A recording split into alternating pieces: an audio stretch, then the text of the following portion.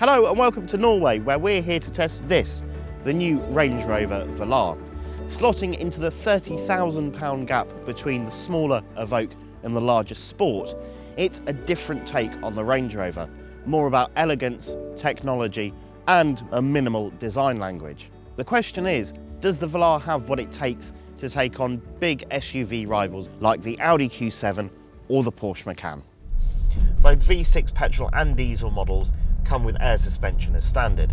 Now what that means is at motorway speeds you get a lovely, comfortable ride in the standard setting. However, over rough surfaces like this, you find it does kind of patter about a bit and crash over some of the bigger bumps.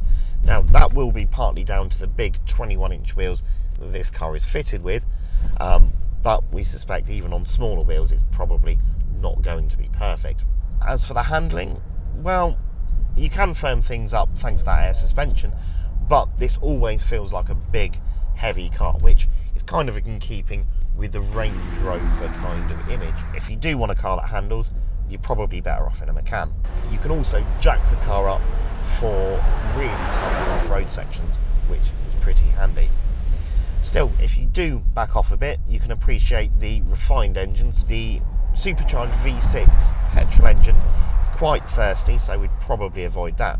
But this V6 diesel does reasonable economy and is very, very quiet. So driving along normally like this, you can barely hear it. And even if you do put your foot down, there's a muted V6 growl. It's very quiet and really nicely blends into the background. As for the interior, well, at first glance it all looks very, very nice with lots of lovely leather on these surfaces here and some piano black trim. What we like less are the cheap plastics on the lower half of the car, which feel like they've come out of a £20,000 hatchback rather than a £40,000 to £80,000 4x4. Then you've got the infotainment system, which is a twin screen setup.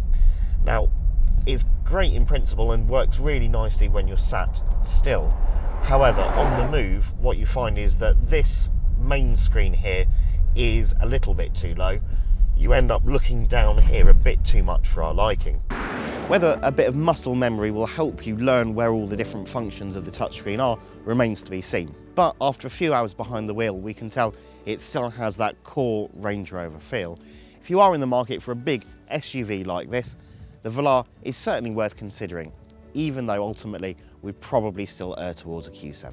For our comprehensive 16-point review of the Velar, go to whatcar.com for that and many more new car reviews. Also, don't forget to subscribe to our YouTube channel for more new car videos.